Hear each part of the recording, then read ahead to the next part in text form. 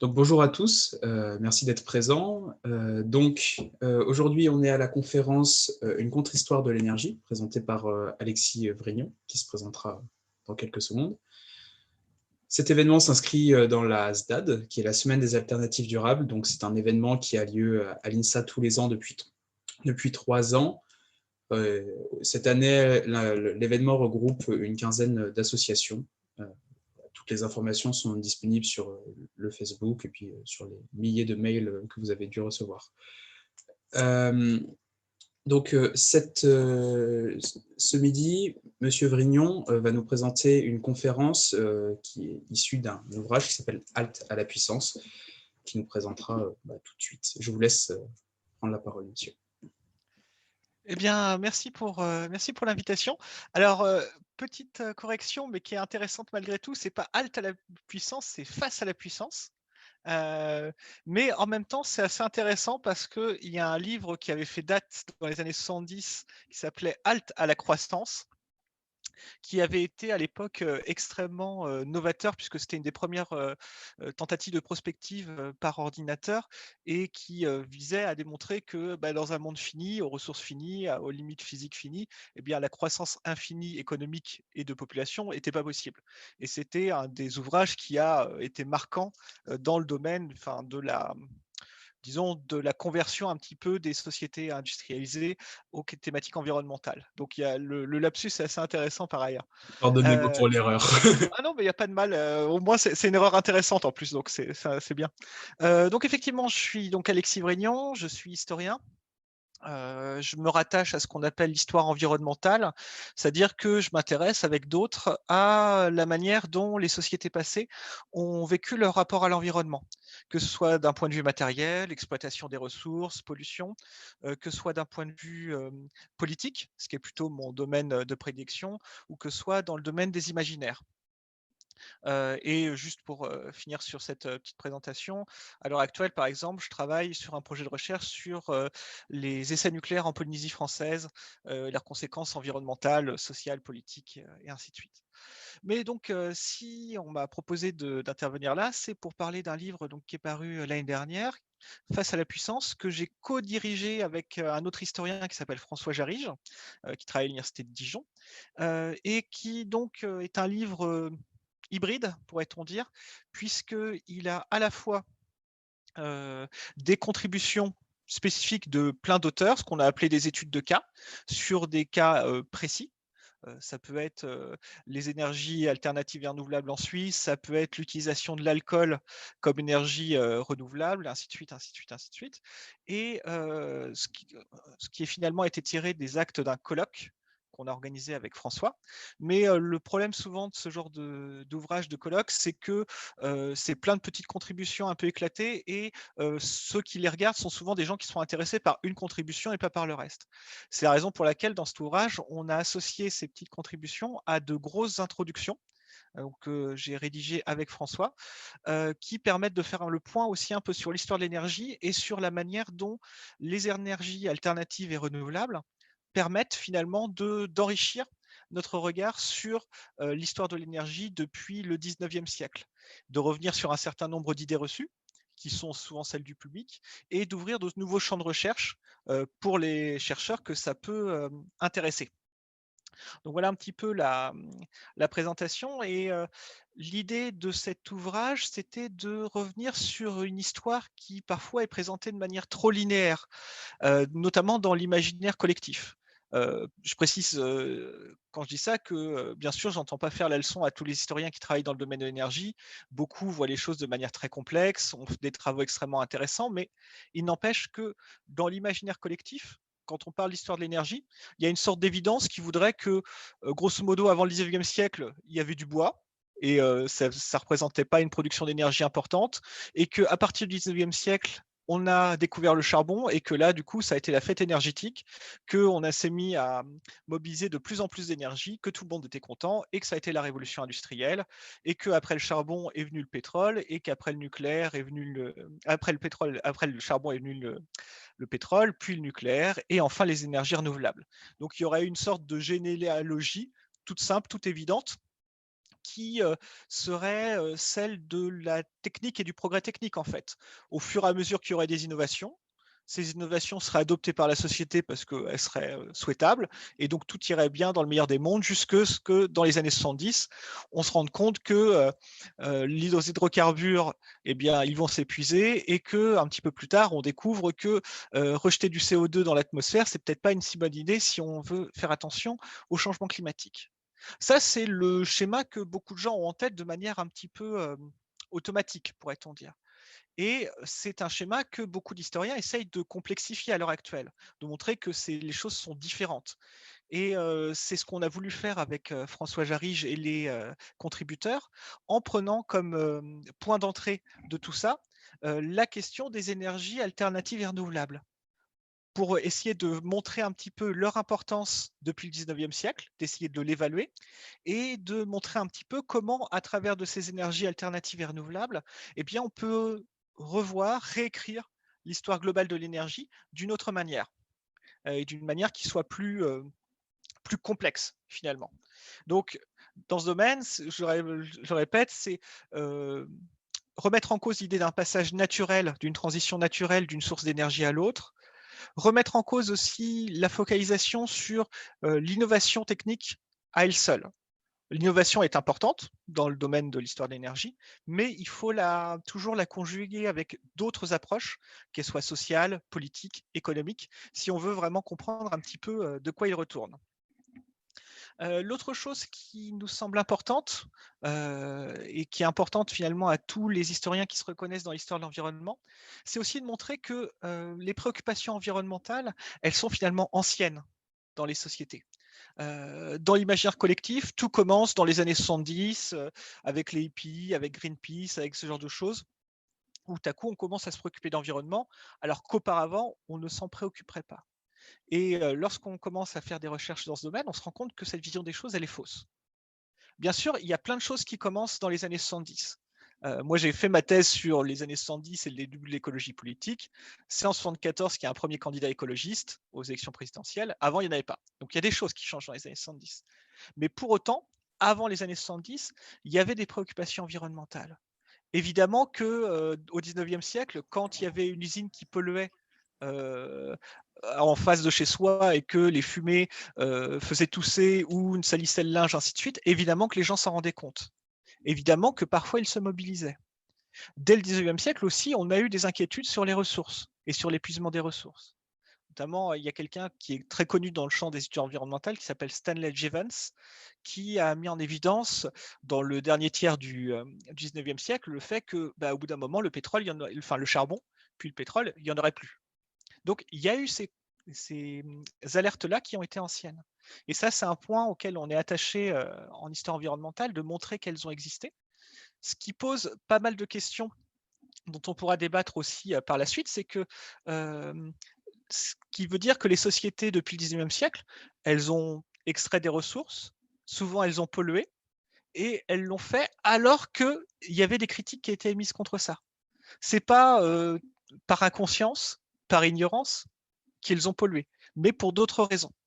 Ce qui permet aussi de se demander un petit peu comment justement faire évoluer les pratiques et le mode de production de biens, par exemple, à l'heure actuelle, puisque on a énormément de données sur la crise de la biodiversité, sur le changement climatique, donc on sait, d'autant plus précisément, mais est-ce que le savoir suffit pour faire changer un système? Pas forcément. Donc ça pose toute une série de questions, ces questions historiques posent toute une série de questions aussi sur la période actuelle. Donc voilà un petit peu l'idée qu'on avait grossièrement tracée lorsqu'on a fait cette histoire des énergies alternatives et renouvelables. À la fois donc éclairer l'histoire de l'énergie d'une manière générale et éclairer finalement cette histoire de mobilisation d'énergie par d'autres biais que le charbon ou le pétrole qui ont existé, et d'essayer d'évaluer un peu leur importance. Et ce dont on se rend compte, si on rentre un petit peu dans le détail de l'ouvrage, c'est que dès le 19e siècle, ces énergies alternatives et renouvelables, elles ont eu une grande importance. Alors pas forcément lorsqu'on essaye de reconstituer des graphiques pour voir la production d'énergie au 19e siècle. Évidemment que très rapidement, on a l'impression que le charbon écrase tout. puis que le pétrole écrase tout, si on s'intéresse purement à une vision quantitative des choses. Mais si on s'intéresse aux services rendus par cette mobilisation d'énergie, eh bien on se rend compte qu'il y a plein de cas, pas des cas marginaux, mais des cas importants, dans lesquels ces énergies alternatives et renouvelables, elles ont été essentielles dès au 19e siècle pour plein de choses. Pourquoi? Parce qu'il y a plein de cas où finalement le charbon et la machine à vapeur n'étaient pas adaptés. C'était pas des questions de traditionnalisme ou c'était pas des questions de refus de l'innovation, mais c'était tout simplement des cas où soit la machine à vapeur était trop chère, soit elle était trop complexe d'un point de vue technique pour la production d'énergie qui était recherchée. Ce qui fait que ben, finalement, l'industrialisation du 19e siècle, certes, elle s'est faite avec beaucoup de charbon, ça c'est indéniable, mais elle ne s'est pas faite qu'avec du charbon. Il y a eu plein d'autres moyens de production de l'énergie qui ont été essentiels pour justement l'industrialisation du 19e siècle. Ce qui permet aussi de relativiser un petit peu cette place des hydrocarbures finalement dans le développement. Des sociétés peuvent se développer, il peut y avoir une croissance économique sans nécessairement que les hydrocarbures soient la clé unique pour cela. Et sans nécessairement d'ailleurs qu'une production d'énergie massive soit systématiquement nécessaire. Donc, et c'est ça que montre un petit peu cette histoire des énergies alternatives et renouvelables. Exemple de tout ça, si on part un peu dans le nord de la France, autour de Lille, dans les années 1840. À cette époque, on produit de l'huile autour de Lille, donc avec des graines oléagineuses. Et ça, on pourrait se dire, bon voilà, on est dans les années 1840, on est autour de Lille, donc il y a du charbon dans les bassins houillers autour, donc a priori, pas de problème, machine à vapeur, et très bien, ça fait de la croissance économique. Eh ben, pas du tout. En fait, cette production d'huile, qui est massive et qui est vraiment importante d'un point de vue économique, elle se fait avec des moulins à vent. Donc des moulins à vent qui n'ont jamais été aussi nombreux à Lille que dans les années 1840-1850, alors que normalement, c'est dans l'imaginaire collectif le moment où la machine à vapeur triomphe. Bah là, justement, c'est autre chose qui triomphe, c'est le moulin à vent. Donc on en a plusieurs dizaines qui sont pas des moulins à vent tels qu'on pouvait les concevoir au Moyen Âge. Ce sont des moulins à vent qui bénéficiaient d'innovation technique et de recherche d'innovation technique permanente durant cette période pour être de plus en plus productifs. Donc là, c'est un point qui est vraiment important à souligner, c'est que ce ne sont pas des énergies archaïques qui sont adoptées simplement par des gens qui sont rétifs au changement technologique.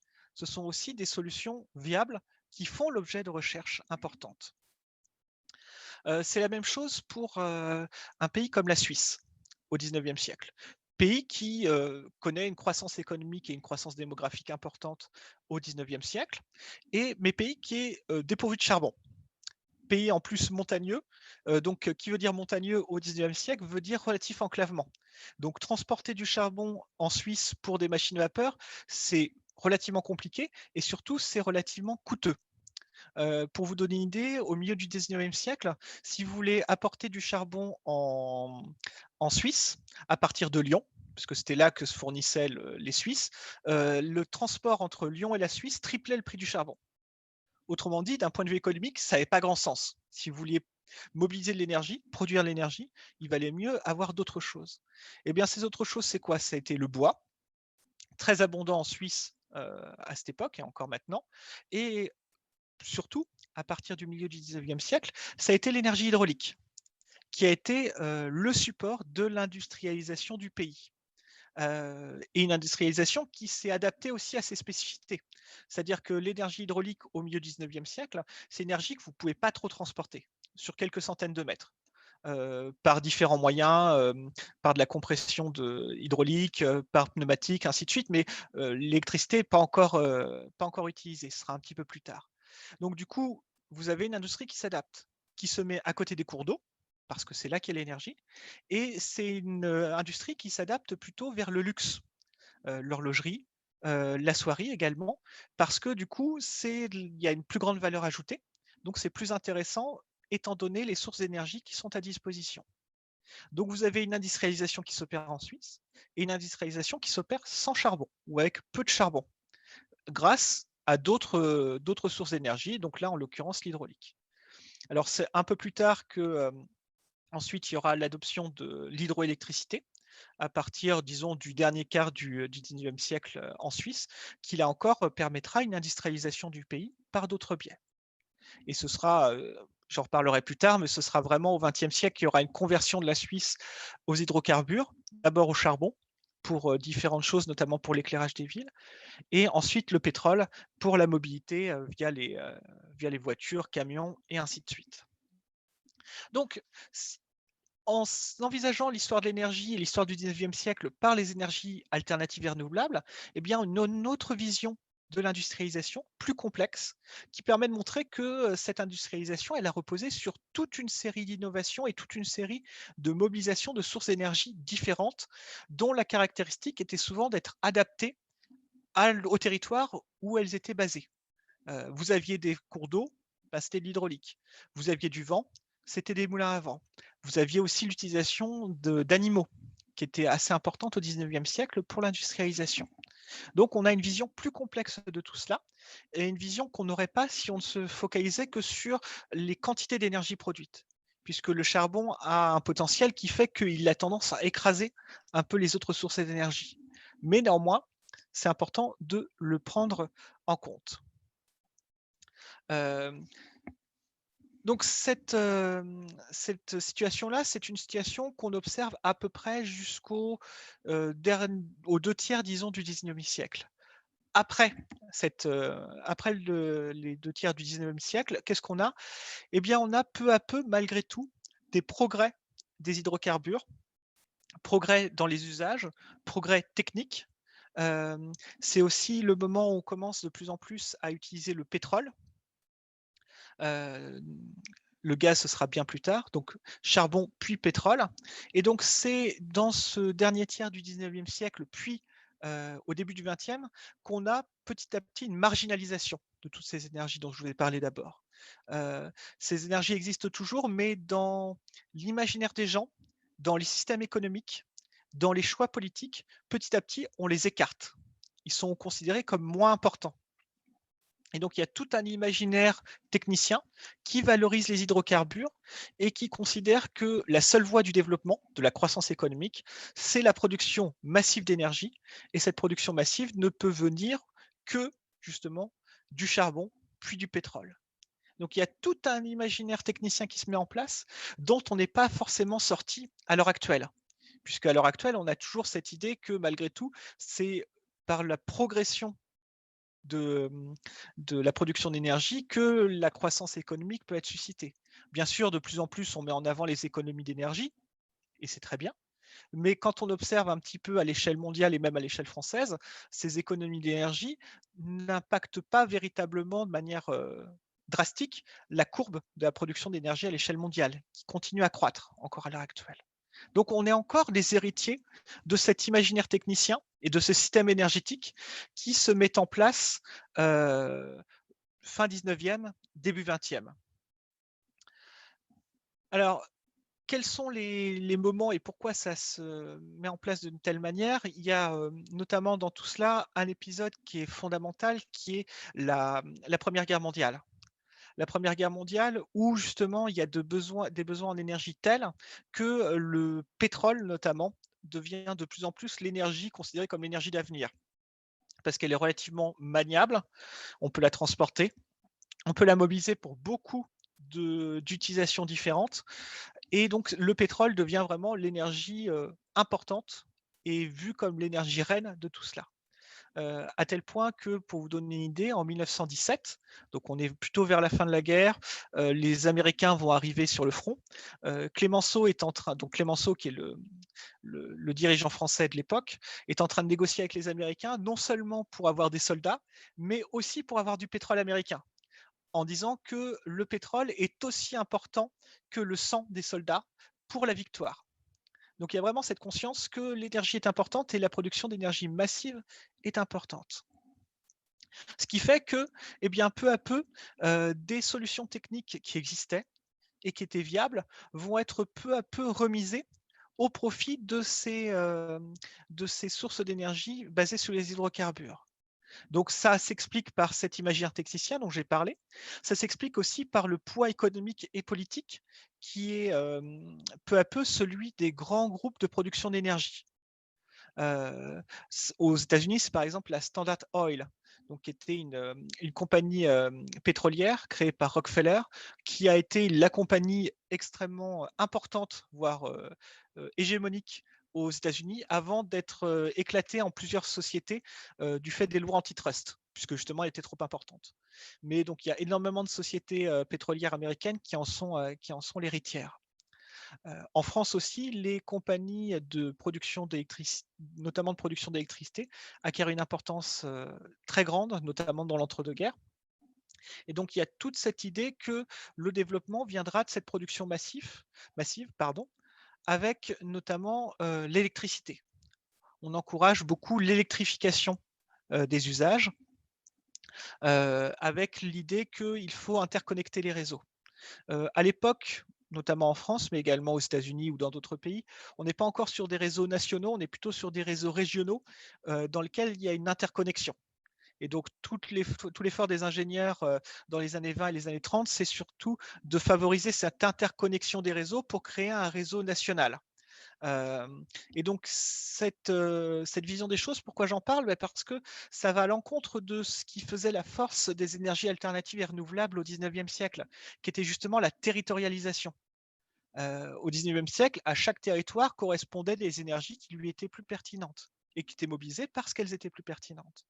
À partir des années 20 et des années 30, eh bien, justement, avec cet imaginaire du réseau interconnecté, on a une nationalisation des productions d'énergie qui fait que finalement, que l'on soit à Lyon, que l'on soit à Mulhouse ou que l'on soit en Bretagne, eh bien, il y a l'idée que ce réseau national ou interconnecté permettra de fournir de l'énergie à tout le monde suivant des caractéristiques qui soient similaires finalement, grâce au pétrole notamment. Ce qui fait que, comme je l'ai dit, il y avait des systèmes énergétiques qui étaient viables qui sont marginalisés. Alors marginalisés dans les imaginaires et souvent marginalisés dans les faits. Il y a 2 exemples que j'aime bien prendre parce qu'ils sont assez parlants et ils peuvent parler à beaucoup de monde. C'est par exemple, si vous pensez à des films américains qui, se passent dans le Midwest, par exemple. Vous avez ces grandes plaines, vous avez une petite ferme qui est posée quelque part et souvent à côté, souvenez-vous, vous avez une éolienne qui tourne souvent en grinçant un petit peu là. Et ben, ce sont des éoliennes de pompage pour pomper l'eau pour les puits. Et souvent dans les films, on la voit un peu comme une sorte de reliquat d'une époque passée. Souvent, elle est un petit peu rouillée, elle contribue justement à la déshérence un petit peu du lieu. Sauf que ces éoliennes de pompage, qui ont été mises en place à partir de la fin du 19e siècle, elles ont été essentielles dans la mise en place d'une agriculture intensive aux États-Unis. C'était des éoliennes qui étaient fabriquées selon des processus industrialisés. Hein. Ce n'était pas du tout du bricolage du fermier dans son coin, ainsi de suite. C'était des choses qu'ils achetaient en kit auprès de grandes entreprises et qui étaient diffusées à des milliers d'exemplaires aux États-Unis et qui permettaient justement de pomper l'eau et de justement d'avoir cette agriculture intensive aux États-Unis. Donc c'était vraiment une solution qui était pertinente. Autre chose, si on reste aux États-Unis et si on part en Californie. La Californie qui à l'heure actuelle est considérée comme un peu un symbole de l'insouciance énergétique, d'une consommation extrêmement forte et ainsi de suite. Si on va en Californie dans les années 20, juste après la Première Guerre mondiale, eh bien, si vous regardez sur les toits de la plupart des maisons californiennes, qu'est-ce que vous voyez? Vous voyez des chauffe-eau solaires. C'est-à-dire que l'eau chaude en Californie dans les années 20 était surtout produite par des chauffe-eau solaires. Alors là encore, produits industriellement, ce n'était pas du bricolage d'un illuminé dans son coin. Parce que qu'est-ce qu'on avait en Californie à cette époque? On avait du soleil, de manière importante, mais par contre, on n'avait pas de charbon. Le charbon venait plutôt, les grands gisements de charbon des États-Unis étaient surtout localisés dans l'est des États-Unis. Donc le charbon, c'est lourd à transporter, et si c'est lourd, c'est coûteux. Donc, la solution pertinente, c'était quoi? Utiliser le soleil. Et alors, qu'est-ce qui s'est passé dans les années 20? Il y a eu 2 choses. La première chose, c'est qu'on a découvert du pétrole au Texas, puis en Californie. Et donc, les grandes sociétés qui ont extrait ce pétrole se sont dit, bah, c'est très bien d'extraire du pétrole, mais il faut aussi le commercialiser, il faut aussi le rentabiliser. Et donc, du coup, elles sont mis à encourager l'électrification des usages. Et donc, plutôt que d'avoir un chauffe-eau solaire qui, une fois qu'il est acheté, ben, ne coûte rien à l'utilisateur, eh bien, autant encourager ces utilisateurs à utiliser des chauffe-eau électriques, qui là, du coup, crée une dépendance de l'utilisateur à la production d'énergie. Autant encourager également des climatiseurs qui commencent à se mettre en place. Autant encourager l'équipement des ménages en électroménager, puisque justement, qui dit électroménager dit consommation d'énergie, d'électricité. Et donc, du coup, dans les maisons individuelles qui vont être construites en Californie et ailleurs, d'ailleurs aux États-Unis, c'est la même chose en Floride, eh bien, il va avoir justement une conception de ces maisons qui va être pensée justement pour l'électrification des usages. Donc contre l'autonomie finalement des usagers et pour le plus grand profit des sociétés, des sociétés de production d'énergie. Donc vous voyez comment ces transitions énergétiques se font, et transitions énergétiques qui se font pas forcément dans un sens vertueux, puisque d'autres chemins étaient possibles, d'autres chemins étaient mis en place à une échelle qui est une échelle industrielle. Et j'insiste là-dessus, puisque on a tendance aussi à considérer que si énergie alternative il y avait dans le passé, c'était la marque de quelques illuminés dans leur coin qui bricolaient des systèmes qui étaient certes visionnaires, mais qui finalement n'avaient pas de solution pérenne. C'est pas forcément le cas. Il pouvait y avoir ces inventeurs un peu, mais il pouvait aussi y avoir derrière des ingénieurs qui avaient conçu des produits qui marchaient et qui se prêtaient à une diffusion à grande échelle, euh, pour peu qu'elle soit adaptée à un territoire, et c'était le cas pour la Californie. Donc, on a ce transformation, ce bouleversement qui se fait, donc, vous voyez, entre la fin du 19e et, disons, les années 30-40. C'est là que beaucoup de choses se jouent, finalement, alors que le 19e siècle était un siècle d'inquiétude, où certes, il y avait du progrès, certes, il y avait un enthousiasme à l'égard de l'innovation, mais toujours avec une certaine méfiance.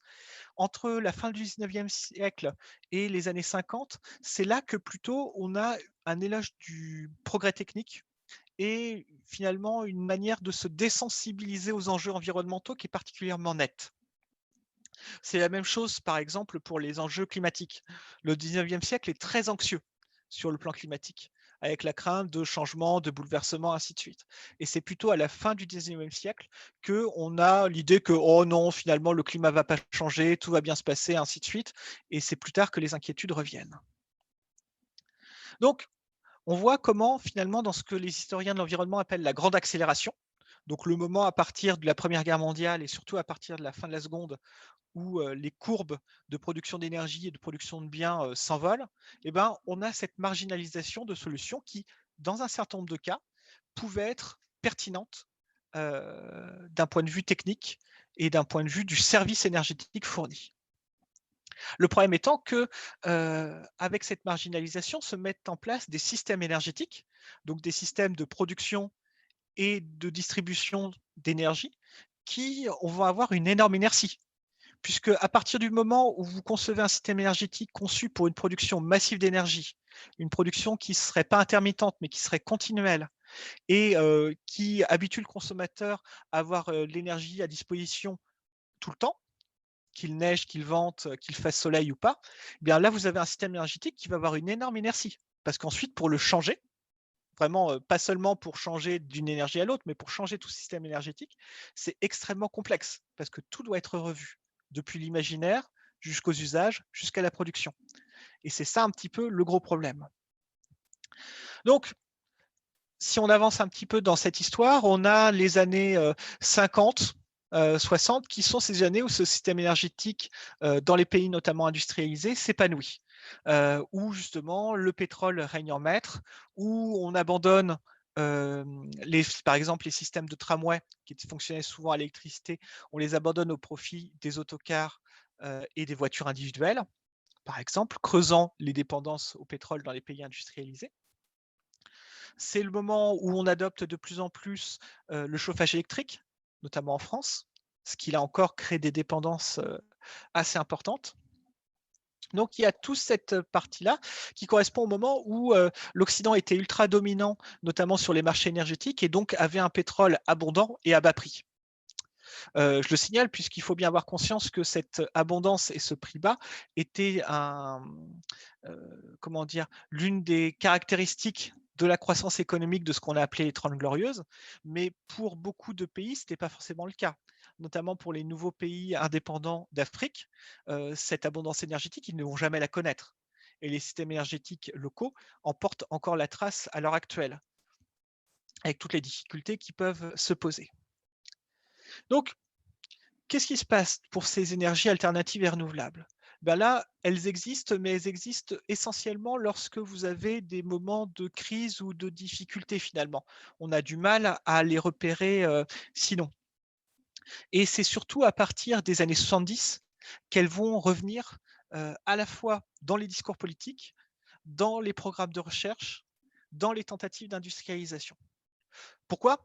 Parce que du coup, dans les années 70, c'est la fin de ce pétrole à bon marché abondant, fin qui est signée par la crise pétrolière de 1973, dans lequel les pays producteurs de pétrole reprennent en quelque sorte un peu la main sur la production d'énergie et surtout sur la fixation du prix.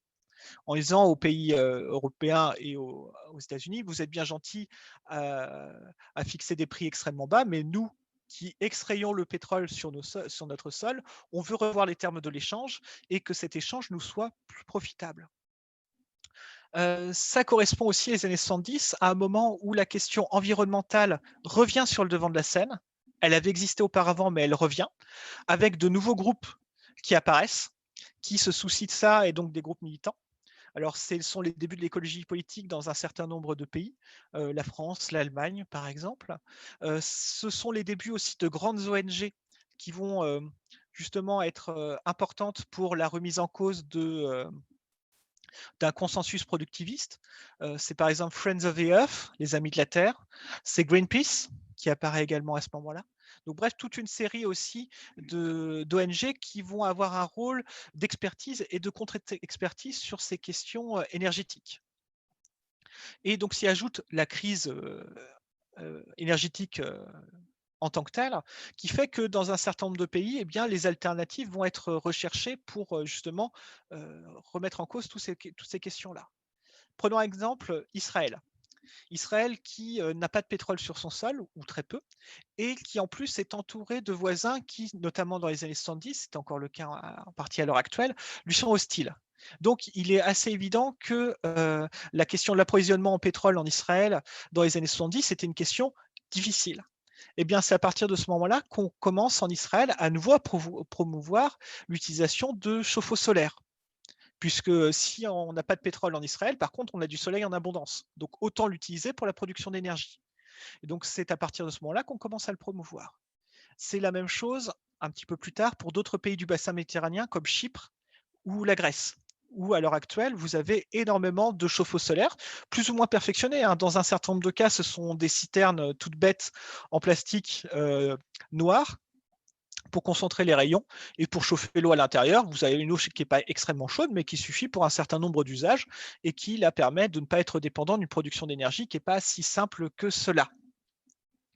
Donc vous avez tous ces systèmes qui sont là du coup plus promus aussi par des bricoleurs. Vous avez un certain nombre de bricoleurs en France ou ailleurs qui commencent à s'intéresser à ce qu'ils appellent des maisons solaires. Donc comment concevoir des maisons qui ne soient pas dépendantes de l'électricité pour le chauffage ou pour d'autres usages. Vous avez d'autres bricoleurs qui s'intéressent aux éoliennes, plutôt des éoliennes individuelles du coup. Bon, il faut bien dire ce qui est. Dans un certain nombre de cas, ces bricoleurs parviennent à avoir des prototypes qui sont pertinents. Dans pas mal de cas, c'est relativement compliqué. Notamment parce que c'est bien beau de produire de l'énergie, mais ensuite il faut la stocker. Et les batteries de l'époque étaient des batteries peu performantes, coûteuses, lourdes. Et donc, il y avait ce problème du stockage de l'énergie qui était important. Dans un certain nombre de cas, c'était de bêtes batteries de voiture qui étaient utilisées comme système de stockage, ce qui ne permettait pas d'aller non plus très très loin dans le stockage d'une énergie abondante finalement. Donc, il y avait ces bricolages-là qui n'étaient pas négligeables, mais qu'il faut remettre aussi à leur juste place. Ce qui est intéressant à observer, c'est que dans ces années 70 et 80, on a aussi un investissement dans de la recherche technique sur ces énergies renouvelables, ce qui ne s'était pas fait pendant un moment. L'imaginaire technicien, avant, dans les années 50-60, allait plutôt vers les grandes réalisations, des grandes centrales thermiques, les centrales nucléaires, les grands barrages, et ainsi de suite. Bref, des gros rêves d'ingénieurs vraiment massifs, pourrait-on dire. Dans les années 70, il y a un retour de ces réflexions-là. Exemple, au Danemark notamment, c'est à partir de ce moment-là que se relancent des recherches autour de la production d'électricité par des éoliennes. Ce qui pose les bases de ce qui va être l'industrie éolienne danoise que l'on connaît à l'heure actuelle. Donc, vous voyez combien finalement il faut du temps entre le moment où on fait des premières recherches de prototypes et le moment où une industrie peut s'épanouir. Là, il a fallu une bonne trentaine d'années pour que justement il y ait des solutions industrielles qui soient intéressantes. En France et dans d'autres pays, on a de recherches en matière d'éoliennes qui sont franchement limitées. Ce qu'on essaye de faire en France, par exemple, ce sont des centrales solaires. Il y a plusieurs prototypes qui sont mis en place au tournant des années 70 et 80 en France, notamment une qui s'appelle Thémis, donc qui sont des centrales qui visent à concentrer les rayons du soleil par toute une série de jeux de miroirs pour chauffer un liquide qui peut varier suivant les prototypes, pour justement faire tourner une dynamo et produire de l'électricité. Donc il y a toute une série de recherches qui sont faites là, qui sont des recherches d'ingénierie de haut niveau, ce qui rompt un peu avec les pratiques anciennes. Le problème un petit peu de tout ça, c'est que d'une part, c'est pas si simple d'un point de vue ingénierie pour avoir quelque chose qui soit viable d'un point de vue industriel. Les centrales solaires à Tours, c'est compliqué pour plein de raisons. Et d'autre part, le problème. Oh là, j'ai un retour son tout à coup. Hop, putain, c'est bon. Et d'autre part, l'autre problème, c'est que c'est essayer de faire du soleil, notamment, un analogue finalement au pétrole. C'est se dire, on veut produire de manière massive, comme si on avait, comme une centrale solaire, comme si c'était une centrale nucléaire ou une centrale thermique. Alors que finalement, c'est pas la même chose. Le soleil, on n'en a pas tout le temps, c'est intermittent. L'énergie est difficile à stocker, donc on ne peut pas finalement ou difficilement faire rentrer le soleil dans un système énergétique qui est pensé pour les hydrocarbures ou pour le nucléaire. Ce n'est pas la même chose. Donc il faudrait un système énergétique différent. Donc de là viennent un certain nombre de difficultés pour ça.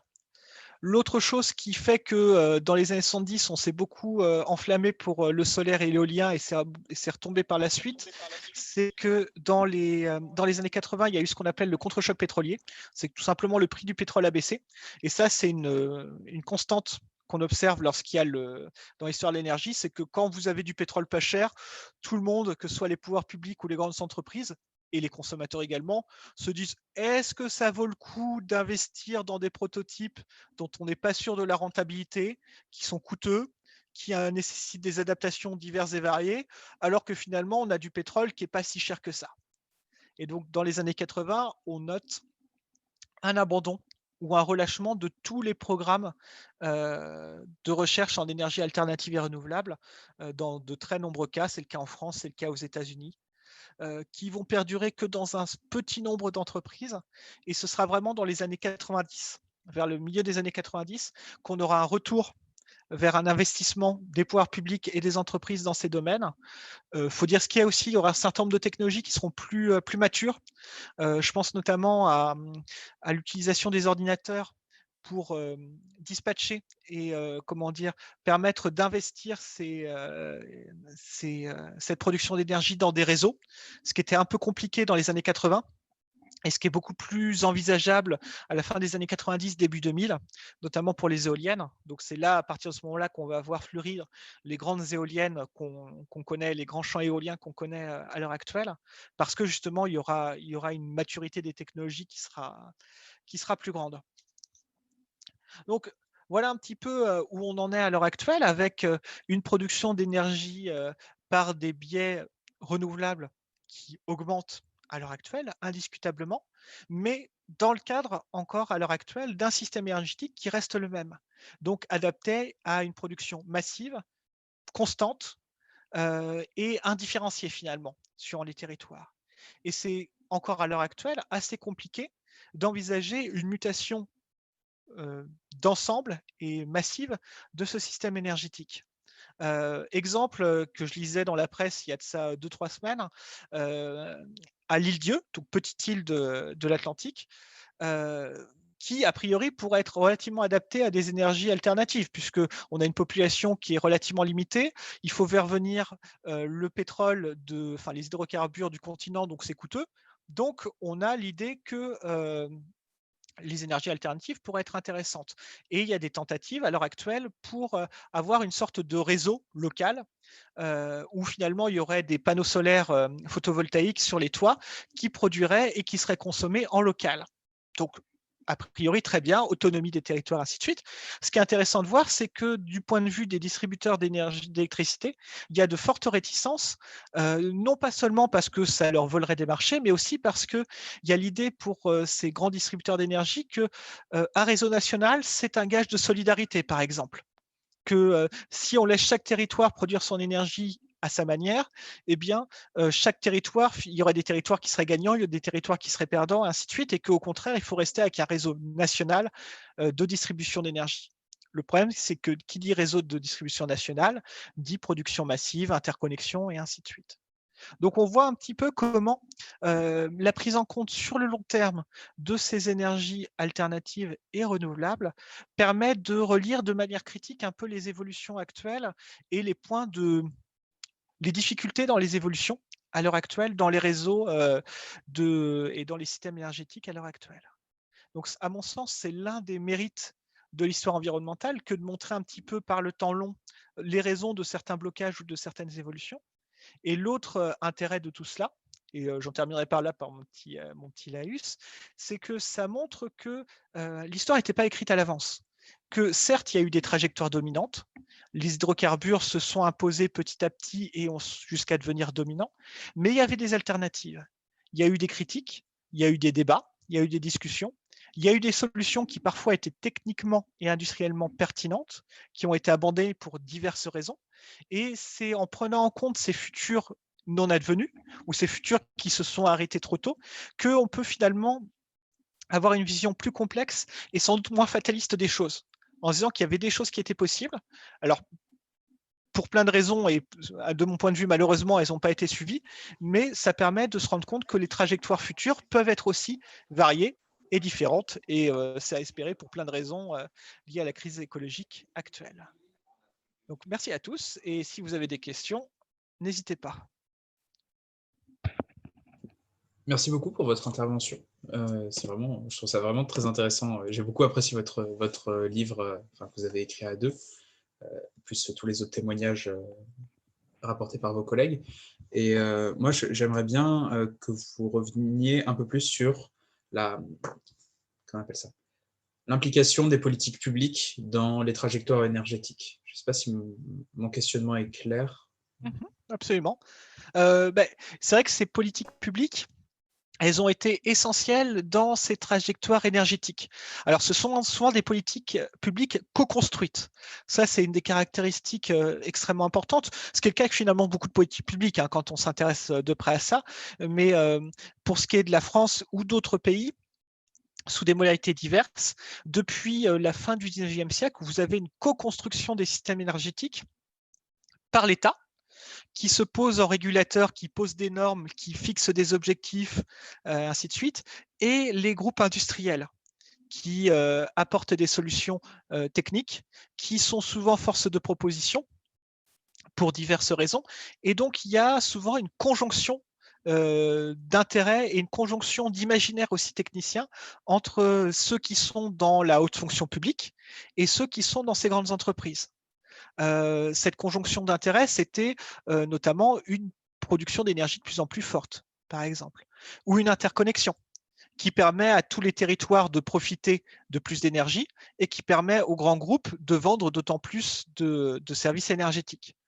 Alors, il y avait, quand je dis ça, quand je dis conjonction d'énergie, conjonction d'intérêts, ce n'est pas seulement une idée de complot, pourrait-on dire, des uns et des autres. C'est aussi qu'il y avait une même vision de ce que doit être l'avenir de la France ou d'autres pays, qui passait justement par la modernisation, par la production de plus en plus grande, notamment d'électricité.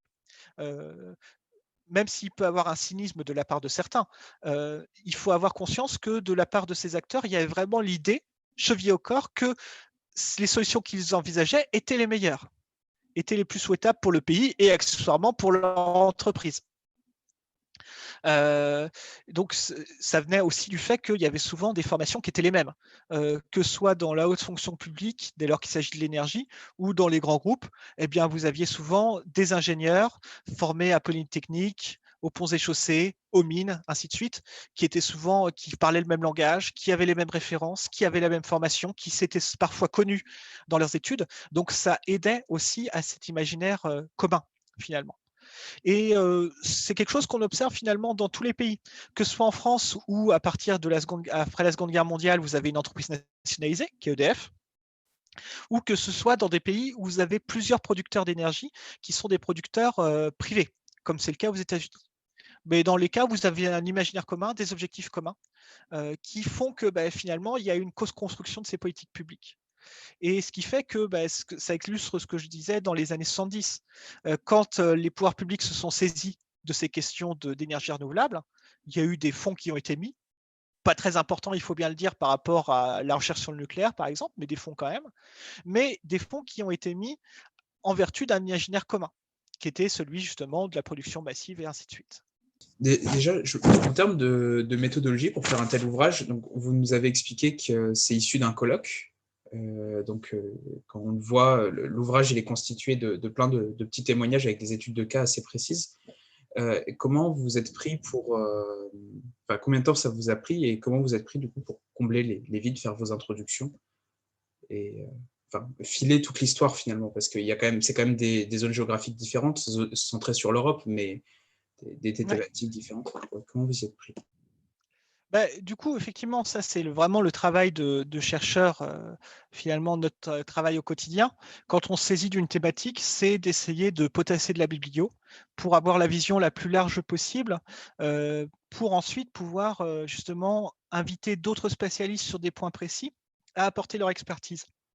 Et c'est ce dialogue finalement entre spécialistes qui permet de faire émerger des questionnements communs dont en tant que directeur d'ouvrage avec François, on essaye de tirer des synthèses finalement, en se disant tiens, effectivement, entre tel cas dans les vallées pyrénéennes et tel cas en Suisse, il y a ces points communs ou il y a ces différences, et c'est la confrontation de ces études de cas qui permet d'avoir les enseignements communs finalement dont on essaye de faire partager, qu'on essaye de faire partager dans le cadre de l'ouvrage. Sachant que l'une des particularités à la plupart des personnes qui sont dans l'ouvrage, alors effectivement, il y a un point qui est important, c'est que souvent, par la force des choses, on est plutôt focalisé sur l'Europe et sur, les États-Unis, enfin, grosso modo, les pays industrialisés depuis le 19e siècle. Parce que pour bien d'autres cas, il y a peu de spécialistes. Il y a très peu de spécialistes sur l'histoire de l'énergie en Afrique, surtout pour le 19e siècle, où on n'a vraiment pas grand-chose à se mettre sous la dent pour des questions d'archives. Donc, c'est aussi pour ces questions-là qu'on s'est focalisé beaucoup sur l'Europe. Et autre point à souligner, c'est que pour la plupart d'entre nous, nous sommes de formation plutôt sciences sociales. On est peu à avoir des formations d'ingénieurs, il y en a parmi nous, et il y en a parmi les contributeurs. Quelqu'un comme Christophe Bonneuil, par exemple, qui a fait une contribution sur les biotechnologies et l'idée d'OGM pour produire l'énergie dans les années 70, a une formation scientifique. Il est passé par l'ENS en biologie. Quelqu'un comme Nicolas Simoncini, aussi a une formation d'ingénieur et travaille sur les histoires de piles à combustible. Donc là, ce sont des choses qui sont assez intéressantes pour justement saisir de manière plus fine des caractéristiques techniques sur lesquelles, en tant que chercheur en sciences sociales, on est moins à l'aise. Mais du coup, c'est intéressant d'avoir ce dialogue-là entre personnes qui viennent de sciences expérimentales et personnes qui viennent de sciences sociales, puisque ça permet justement d'avoir une vision plus large des enjeux et de la manière dont les choses se sont passées dans le passé. C'est vrai qu'en tant que chercheur en sciences sociales, j'aurais plus tendance à sous-estimer un peu le poids des contraintes techniques qui peut se poser et à peut-être surestimer celui de décisions politiques ou de choix économiques qui peuvent se poser. Donc c'est intéressant d'avoir ce dialogue entre chercheurs de sensibilités différentes pour bien se rendre compte que, effectivement, par exemple, pour les centrales solaires à Tours, techniquement parlant, d'un point de vue ingénierie, c'est pas si simple. Et donc, si ça n'a pas fonctionné, si ça a fait flop en France dans les années 80, c'est pas uniquement parce que les pouvoirs publics sont dit qu'ils ne voulaient pas pour des raisons politiques, mais c'est aussi parce que techniquement parlant, dans les années 70 et 80, c'était pas si simple à faire. Donc, c'est toujours intéressant d'avoir ce genre de choses en tête. Juste dernier point sur les questions de méthodo pour souligner aussi autre chose, c'est qu'on a fait le choix de se focaliser sur le 19e et le 20e siècle, ce qui est déjà deux gros morceaux. Il y a des collègues qui travaillent des fois sur des périodes plus anciennes, ce qui rend les choses encore plus compliquées puisque en histoire, on travaille à partir de sources. Et donc, dans les histoires d'énergie, il faut savoir un petit peu qui a consommé quoi, en quelle quantité, ainsi de suite. Et vous laisse imaginer pour le 19e siècle où ils ont trois sources qui se battent entre elles, si je caricature, c'est très compliqué de savoir qui consommait quoi, qui extrayait quoi, et ainsi de suite, par exemple. Il y a des gens qui arrivent et qui font les choses très bien, mais c'est d'autant plus compliqué. Pour le 19e et surtout pour le 20e siècle, on peut avoir des séries statistiques qui sont quand même extrêmement utiles pour ce genre de choses. Même s'il faut faire attention à ces séries statistiques, elles sont pas toujours, il faut les interroger avec l'esprit critique, mais mine de rien, elles sont là et elles sont bien utiles. Moi, j'avais une petite question. En fait, j'ai lu votre livre et j'aime vraiment, j'ai quasiment fini, j'aime vraiment le fait oui, d'expliquer l'histoire et tout, et ça me pose des questions sur l'avenir. Et donc, justement, j'avais une question pour vous sur quelle serait votre vision pour essayer de sortir du monde un peu technique, pour essayer de relocaliser? Quelles seraient, selon vous, les solutions possibles?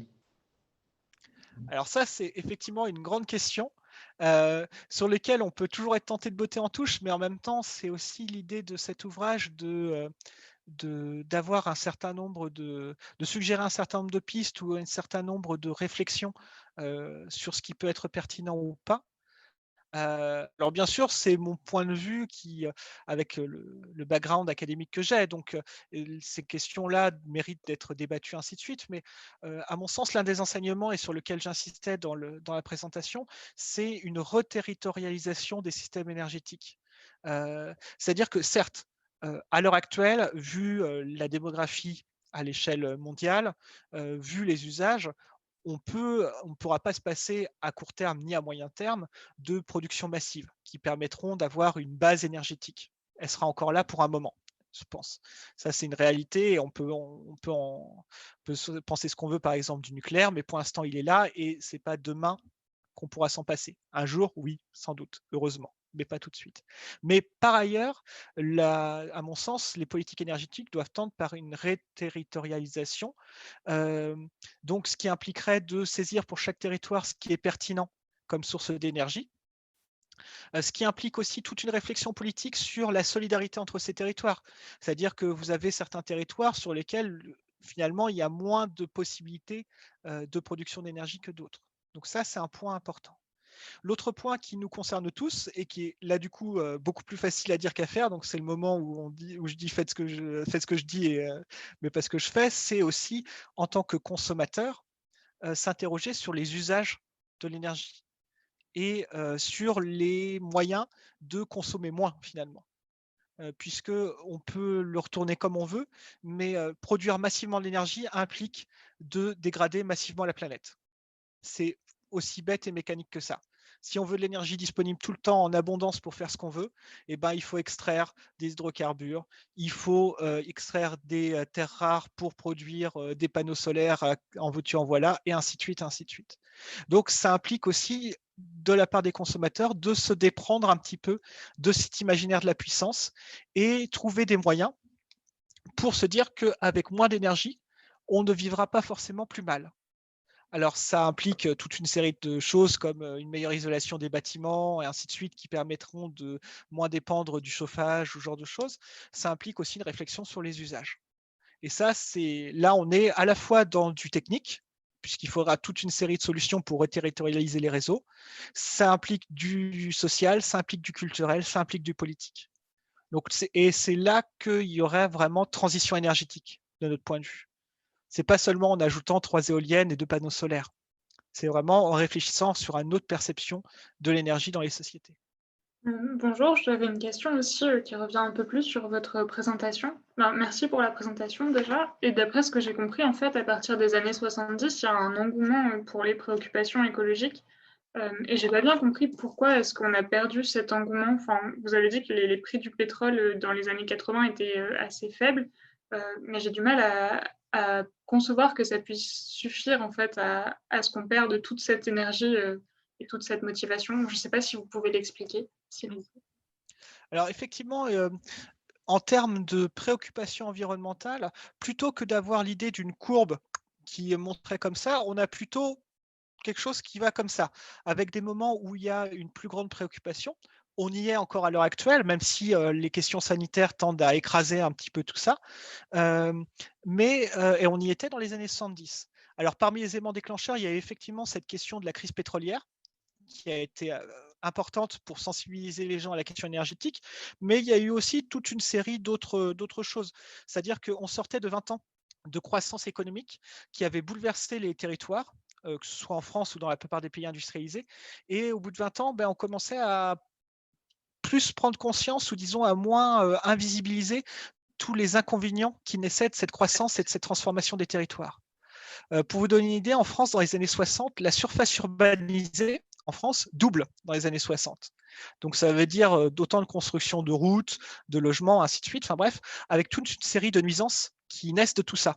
Donc c'est pour ça que dans les années 70, il y a toute une série de réflexions critiques sur la place de la voiture dans les villes, qui avait été extrêmement promue et dont on commence à prendre conscience dans les années 70 de ces inconvénients.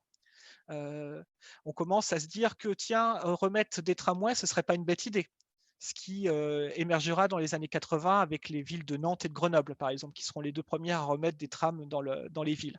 Donc, il y a eu toute une série de choses. Mais alors, pourquoi dans les années 80, les choses commencent à être pourquoi l'environnement commence à être moins mis en avant? Alors, il y a toute une série de raisons. Il y a ce contre-choc pétrolier. Il y a aussi toute une série de bouleversements géopolitiques avec le retour de tensions, notamment dans le cadre de la guerre froide. Donc, il y a d'autres choses dont on se préoccupe davantage que de l'environnement. Il y a aussi des effets de mode dont il ne faut pas négliger. Dans les années 70, l'environnement était vraiment quelque chose de nouveau. On se dit, ah, dis donc, c'est quelque chose qu'il faut investir, ainsi de suite. Il y avait un emballement. Au bout de 10 ans, on se rend compte que si changement il doit avoir, ce changement se mettra sur le long terme, que ça ne se fera pas comme ça, comme une sorte de révolution, ce qui était un peu espéré dans les années 70 de la part de certains. Et donc, du coup, il y a une sorte de lassitude ou de travail plus quotidien, donc qui devient plus invisible. C'est-à-dire que, par exemple, en France, c'est en 1971 qu'il y a le premier ministère de l'Environnement qui apparaît. Il n'y en avait pas auparavant. Il y en a toujours dans les années 80. Sauf que, évidemment, dans les années 80, ça devient moins novateur, moins, ça éveille moins l'intérêt parce que c'est tout simplement du travail plus quotidien. Donc c'est aussi pour ça que l'environnement se banalise en quelque sorte en tant que cause, et donc c'est pour ça qu'il est moins mis en avant. Et c'est petit à petit que, dans les années 90, il y a un retour parce que il y a la thématique il y a les grands sommets, notamment le grand sommet de Rio en 1992, qui remet cette thématique sur le devant de la scène. Il y a le protocole de Kyoto en 97 qui montre que la question du changement climatique est importante. Donc là, on a un nouveau cycle avec de nouvelles thématiques et ainsi de suite. Donc finalement, on ne se désintéresse pas totalement de l'environnement, mais il devient plus banal, plus invisible, et il faut périodiquement de nouvelles thématiques pour relancer la machine, pourrait-on dire, que ce soit la machine des pouvoirs publics ou la machine militante d'ailleurs.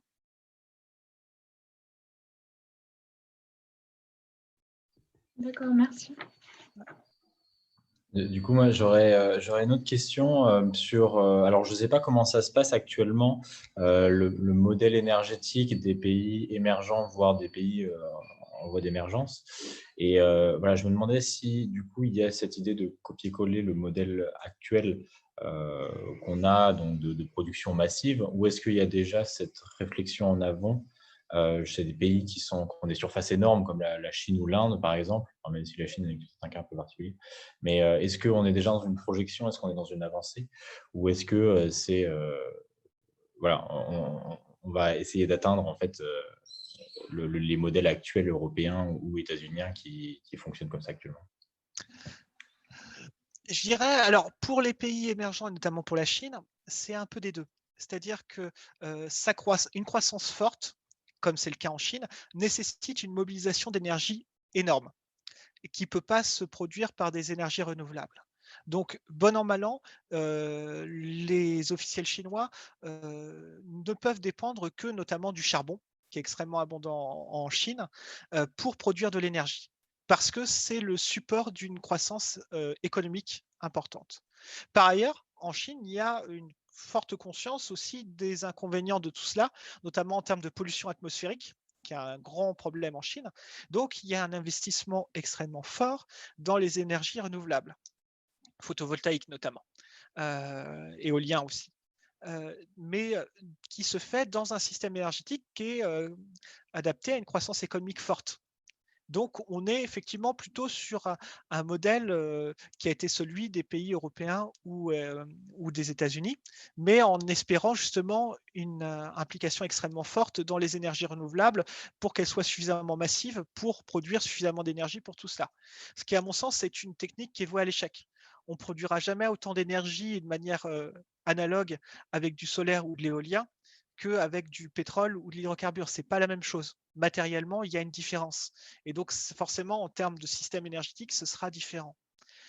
Pour ce qui est des autres des pays, par exemple en voie de développement et notamment en Afrique, pour ce qui est de l'Afrique subsaharienne, il y a de grosses difficultés puisque les systèmes énergétiques n'ont jamais été extrêmement performants, que ce soit notamment la distribution d'énergie, elle est extrême, la distribution d'électricité est encore extrêmement aléatoire dans tous ces pays, ce qui freine le développement sans que cela n'implique des pratiques vertueuses.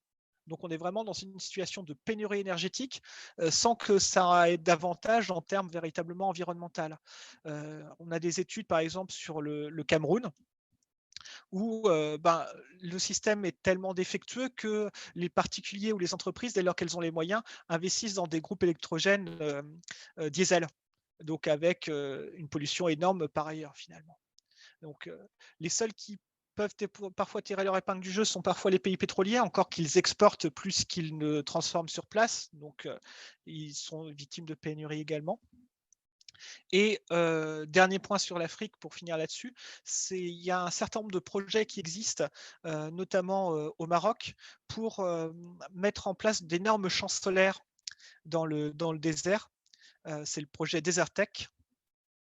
Donc champs solaires qui approvisionneraient en électricité directement l'Europe par d'énormes câbles. Donc là, on parlerait vraiment d'un énorme nombre d'hectares qui seraient dévolus à cela pour approvisionner l'Europe.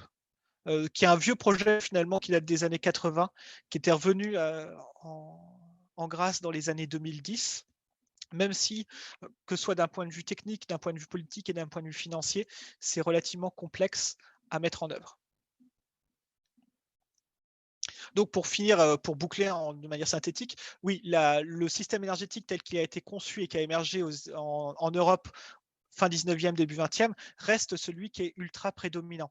On a peu de pays qui ont vraiment un autre modèle qui soit foncièrement différent. Même si certains l'ont, je pense à la Suède avec l'hydroélectricité, mais ça reste quand même sur l'idée d'une production massive. Je vais vous poser une autre question, du coup. Là, vous venez de parler du Maroc. Moi, l'année dernière, j'ai fait une recherche sur un travail documentaire sur les planchers chauffants et je me suis rendu compte que l'Algérie était un territoire où il y a eu beaucoup d'expérimentation sur les planchers chauffants et sur les panneaux solaires. Et du coup, j'ai compris la raison pourquoi dans votre ouvrage, de la raison. Et du coup, j'aimerais bien vous lancer plutôt sur les politiques françaises et la gestion post-coloniale ou d'aide au développement. Je ne sais pas trop comment formuler ça en question, mais je pense que c'est un sujet assez intéressant à aborder. Oui, effectivement, c'est un point qui est assez important, donc qui a été développé notamment dans notre ouvrage par Pierre Tessier et Anaël Marek, sur le fait que donc l'Algérie, donc qui était terre française jusqu'en 1962, sur laquelle il y avait des universités françaises à l'époque, et donc il y avait l'idée, quand l'Algérie était française, que d'une sorte comment dire, de répartition de la production d'énergie qui serait différente en termes de convertisseurs et en termes d'importance en fonction des populations. C'est-à-dire qu'il y avait une sorte de vision coloniale des choses dans laquelle, pour la métropole, il fallait du charbon et du pétrole et produire beaucoup d'énergie de manière massive. Pour les colons européens en Algérie, il fallait une production qui était importante, mais moins qu'en métropole. Et pour les populations colonisées, bah, un petit peu d'énergie produite par notamment des énergies renouvelables suffirait. Donc il y avait vraiment cette vision, cette division coloniale un petit peu des choses qui était importante à l'époque et qui a fait que effectivement l'université d'Alger, dans les années 50-60, a été un centre de recherche particulièrement actif sur les énergies renouvelables, notamment solaires, mais toujours dans cette vision coloniale des choses, pourrait-on dire. Et ça, c'est quelque chose que la France a dupliqué dans d'autres territoires. Par exemple, pour la Polynésie française, qui m'intéresse à l'heure actuelle dans mes travaux de recherche, c'était la même chose dans les années 80, à l'époque où la France faisait ses essais nucléaires sur place, donc avec de la haute technologie, ainsi de suite. Il y avait l'idée que on allait promouvoir le solaire pour les populations locales, parce que finalement, ce sont des populations relativement pauvres, colonisées, et qu'une source d'énergie intermittente et moins puissante suffirait pour elle par rapport à des populations européennes qui auraient besoin là, de plus de puissance et d'énergie disponible tout le temps. Donc il y a toujours ces biais coloniaux et post-coloniaux qui sont assez notables dans les politiques d'aide au développement encore à l'heure actuelle et qui ont finalement un long passé. Ouais, du coup, j'ai une question qui tend déjà vers la conclusion, mais après cette présentation, est-ce que ça vaut encore le coup de lire votre bouquin? Est-ce que... Ouais. Oui, clairement. Non, du Oui, coup, oui. là, vous avez... Ouais, je vous laisse parler. Ah, allez-y. Hein. Non, mais c'est simplement pour savoir si vous avez du coup suivi, enfin, dans la présentation, vous avez suivi un petit peu tout le déroulé du livre, ou est-ce que du coup, vous avez fait une bonne introduction et on retrouvera encore plus de réponses dans le livre? Ouais, en fait, ce que j'ai repris là, c'est essentiellement ce qu'on a appelé avec François nos introductions, qui constituent à peu près, je dirais, un tiers de l'ouvrage, à peu près un tiers, un peu plus, qui sont justement ces moments où on met l'histoire de l'énergie en regard de ces questions d'alternatives et ainsi de suite. Et à la suite de ces introductions, il y a les études de cas. Je fais allusion à certaines d'entre elles, celle de Cédric Humer sur la Suisse, par exemple. Mais il y a une vingtaine de contributions à peu près dedans qui permettent justement d'avoir des éclairages sur différents points plus précis. Donc l'idée étant à chaque fois dans l'ouvrage d'avoir les introductions qui permettent d'éveiller un peu les questions et au lecteur de trouver des réponses plus précises dans les études de cas. Un exemple parmi d'autres pour terminer là-dessus, c'est on a une contribution de Renaud Bécaud par exemple sur l'Agence française de maîtrise de l'énergie dans les années 80. Donc, qui était mise en place avec des gens qui croyaient dedans, des militants qui étaient bien formés, qui croyaient vraiment aux économies d'énergie, et avec l'idée de se dire pourquoi ça n'a pas marché? Pourquoi finalement ça a été marginalisé? Qu'est-ce qui s'est passé? Ainsi de suite. Donc là, c'est intéressant. Alors, elle est intéressante à lire en tant que telle, mais notre idée et notre pari, c'était de se dire tiens, si les gens lisent les introductions, ils auront d'autant plus de questions et leur intérêt sera d'autant plus éveillé. Et donc là, les contributions permettront d'y répondre de manière plus précise. Je vais compléter. Donc, j'ai lu le bouquin il y a déjà quelques mois. Il est disponible à la bibliothèque Marie Curie. C'est franchement c'est vraiment cool parce qu'il y a plein d'études de cas très spécifiques. Ouais, Guillaume vous le montre là-bas. Il y a vraiment plein d'études de cas assez spécifiques. À un moment, il parle des tourbes. C'est des terres, on va dire, hautement carbonées qu'on peut faire sécher puis faire mettre en combustion pour se chauffer, par exemple. Enfin, plein d'exemples qu'on ne verrait pas comme ça. Également dans la gestion des forêts, la gestion des stocks de bois, etc. Et comment l'énergie était vue à cette époque-là aussi, pour des solutions industrielles. Enfin, il y a vraiment plein d'études de cas qui sont très, très pertinentes pour comprendre des problèmes aussi que l'on a aujourd'hui. Est-ce qu'il y a une dernière question avant qu'on conclue l'intervention?